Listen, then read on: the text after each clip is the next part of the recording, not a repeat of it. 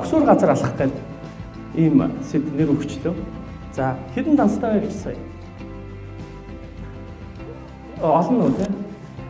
3 данстай байна гэж. За хуруугаар өгчээ. Дансныхаа тоог харуулъя. Хуруугаар өгье. Зарим нь 4-тэй, зарим нь 3-тай, зарим нь 2-тай, зарим нь дансгүй юм байна тийм. Гараа хөрөхгүй сууж. Эсвэл зарим нь хуруу хөрөхгүй байгаа тийм. Хөлтөөгөө нийлүүлж байгаа даа. Хүмүүс маш олон данстай, зарим нь их цөөхөн данстай. Би нэг жижигхэн түүх ярихсан. Би жилийн өмнө ийм байсан. 107 кг жинтэй байсан. 108 шахуу байсан. Тэгээд их тарган байсан. Тэгээд яасан бэ гэхээр энэ тарган байхлаар данс нь их нарийнхан байдаг юм байна л да. Эсрэгэл хуйлтай байх шүү. Яал дээр маш их зардалтай.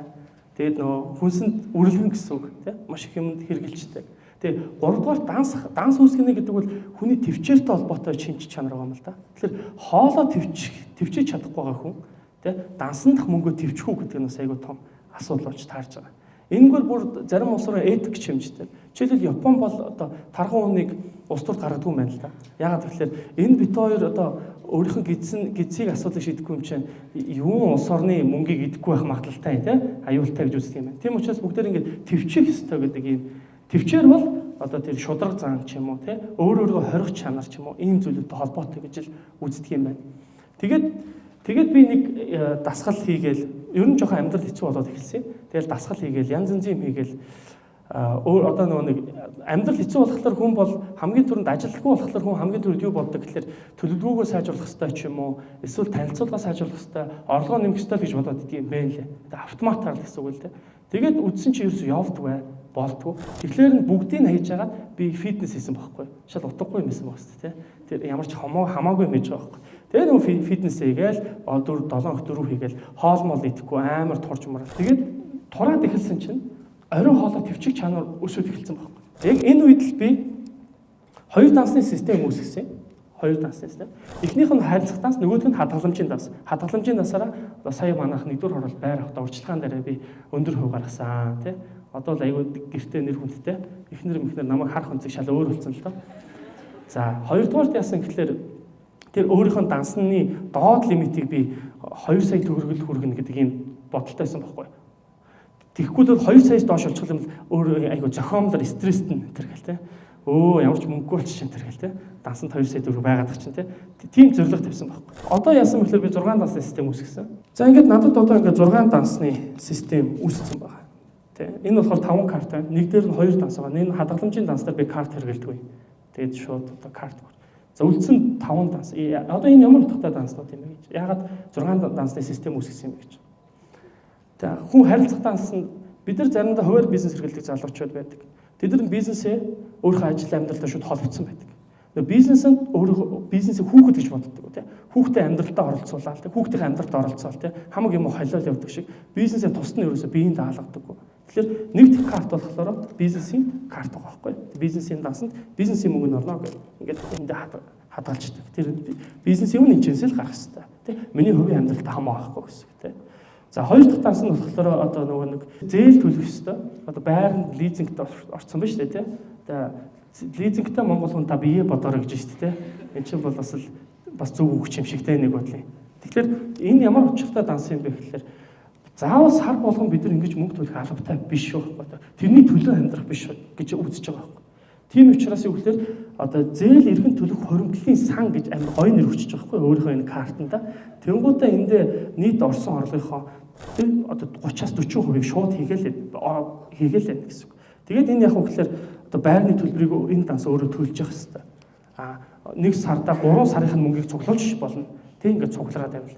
Тэгээд 5 сарын дараа гэхэд тэг 3 жилийн мөнгөний төлөх хэмжээний одоо хоримтлал болсон байж болно гэсэн үг байна. Би заавал 20 жил байрны мөнгө төлмөргүй байна. Тэгээ хоёрдугаар энэ амьдралаа стресс төлж хамаг амьдралаа үүдээ уймааргүй байна тийм учраас энэ одоо зээлийн буцаан төлөх хоримтлын сан гэдэг ийм юм үүсгэсэн байхгүй. За 3 дахь данс нь эхний энэ данс бол угаасаа л юутай холбоотой гэхээр нэг анх харилцааны бүх мөнгө орж ирдэг данс байхгүй. Харилцах данс. Энэ гэр бүлийн хэрэглээний данс л гэсэн үг. Ер нь бол гэр бүлтэй данс. За энэ данснаас бүх мөнгө гардгийг орж ирэл хуваагдал гарчдаг. Тэгэл үндснэр гэр бүлээрээ зохицуул гэдэг байхгүй. Тэр яаж зохицох нь өөрөөсөө мэддэг. За дараагийн хоёр үлдсэн данс нь ямар данснууд явж байна гэхлээр хадгаламжийн данс байна. Тэ? Хадгаламжийн данс маань байгаа. Тэгээ хадгаламжийн данснаас гадна аялмаар байна. Би бас амьд хүн байна. Тэ? Өдөрт нэг $5 хадгалах гэж зорддог байхгүй. Тэгэл хадгалж л байгаа л да.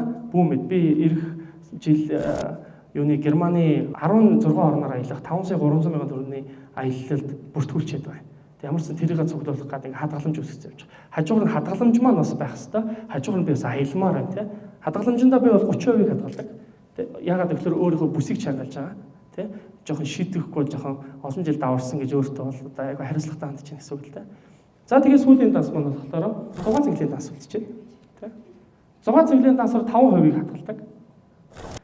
Тэгэл 6 цэнглийн данс тэгэл дуусал тэгэл дуусаа. 6 цэнгэлчин дуусаа. Кофе мофи ч дуусаа тий. Тэгэл чи тийм амар даварсан байж гэр бүлийн данснаас 6 цэнгэлийн данс хэрэглэнэ гэдэг ямар амар хариуцлагагүй юм бэ тий. Ажлын данс руу ч орцсон ч явж явах шиг тий. Болох хэрэгтэй гэж байгаа байхгүй. Энэ бол миний та бүхэн өнөөдрийн танилцуулгыг хүссэн тий. 6 дансны систем тий. Энэ рүүгээ ингээд байнгын тогтмол орж ирсэн орлогоосоо хуваадаг. Цалинтай ч байх хамаагүй хүмүүс. Цалингаасаа хуваа. Хүмүүс заримдаа орлогууд нэмэлт орлогод орж ирдэг. Тэрэндээ хуваа. Бага мөнгөө хүргэж амьдрах хэрэгтэй. Хүмүүс ярьдаг. Би айгүй хөртөө л дөө. Тэр өр маань дуусч ижил хадгалах багтаа энэ гэж ярьдаг. Тэр өр чинь хамаагүй. Би бол маш их хөртөө байсан. Тэгсэн ч гэсэн мөнгө байхгүй гэж яваад байна. Тэгэл хадгалаад байна. Ер нь хадгаламжийг ээж мэж тэлэх дэмийл байдаг л да. Шударга хэлэхэд. Эсвэл одоо яг нэг эхнэр нь бас жоохон хадгалах чанар мотод хэлээд бас дэмий. Яагаад гэвэл тэр чинь байгаа штэ хайраа гэхэлэр ч одоо бас хайр ярих гад байдаг тий. Хадгаламж байгаад тий. Чайгу хүнд асуудал. Тийм учраас ингээд өөрөө өөртөө хариуцлага үүсгээд ингээд систем үүсгэж. Яг хөө тэгээд хожим угаасаа гэр бүлэрээ үйл шигээн хүртгэхээс хойш тэгж үзчихэ. Тэгээд одооноос эхлээд хүмүүсээ тэгээд ходоодонд хариуцлага таав. Эрүүл мэнд чинь сайжрна, хөдөлгөөнтэй байна, толгойч ажиллана, тэгээд төвчээртэй байна. Энэ бол хадгаламжийн хамгийн чухал зүйл. Тэгээд хадгаламжийг зориултын системийн дагуу ашигла. Ингэх юм бол бүгдээрээ ирээдүйд аялна, бас сайхан амьдрна. Тэгээд бас хүссэндээ хүрнэ, бүгдээр амжилтанд хүрнэ.